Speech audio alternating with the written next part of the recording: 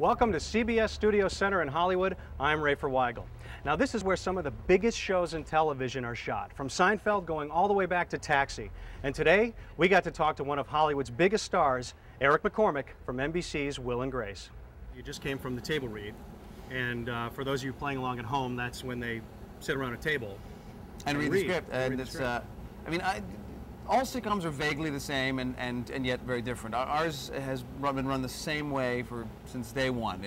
We read at the table and we go home. It's one of the perks of this show. I mean, the thing about it is now the show has grown so much to the point where even these small parts, you're getting major stars. I mean, you just shot another episode recently, and I think you had Cheetah Rivera on there with... This is the episode we had this is one episode. We had Jeff Goldblum, Edward Burns, right, Cheetah Rivera, and Michelle Lee. Right. Bizarre. Before you came along with Will and Grace, I mean, everybody I'm sure remembers you as Cal Mosby on Lonesome Dove, no one remembers me Outlaw from Years. that. But was it a struggle for you? I mean, what was your life like before doing this? I've been lucky. I've worked, but I was 35 when I got Will and Grace, so I mean, it's 34.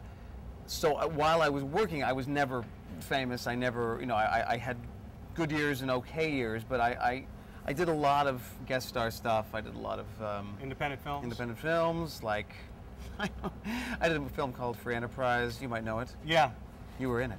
Why don't we make a movie? That's what we've always wanted to do. That is the dream, right? Well, you can help me with Brady Killer. No, I'm having trouble with the third act where Cindy gets killed by an exploding lava lamp. Eric and I did work together a long time ago, but the one main fundamental difference between Eric and me, other than that he's a star and I'm interviewing him, is that I didn't change my hairstyle. I have the same hairstyle, so let that be a lesson to you kids at home. That's true. From your, I know. That's. But see, it's good. It took me 7 years to get to that. I'm still trying to work to what you've always. You had a little bit more of the mullet thing going on back in '98. Just terrible. Now you do have a background in theater. You started before, in the beginning of your career, you worked at Stratford Festival up in Canada doing Shakespeare. You recently, in 2001, went back and did some live theater. You did The Music Man on Broadway. Right. What was it like was that actually working for a living all of a sudden? Yeah, well, I mean, of course, theater is weird too because you spend most of your day doing nothing. Right. But you're really waiting for the night. I mean, The Music Man, the lead character never shuts up for the first act ever. Which is good. Which is great. Did you ever take and try to give an ironclad lead to yourself from a 3-rail billiard shot? But just as I say it takes judgment, brains, and maturity to score in a balk line game, I say that any boob can take and shove a ball in a pocket. And I call that sloth. We're talking about trouble.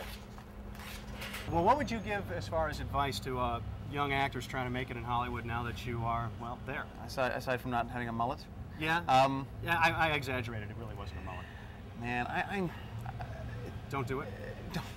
No, I mean you have to do it. I mean you have to do it if you have to do it. But I don't know. One thing I would say is don't put all your eggs in one basket. Don't find one guru that teaches the way. Don't believe everything you hear.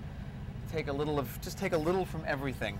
Well, it was great to see Eric after all these years, and you know what? He was so gracious, he actually offered me a part in their next episode, which is awesome. He told me I just have to wait in my dressing room here.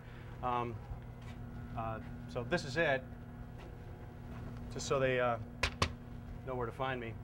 Until then, I'm Rafer Weigel on the Hollywood Beat. Thanks for watching.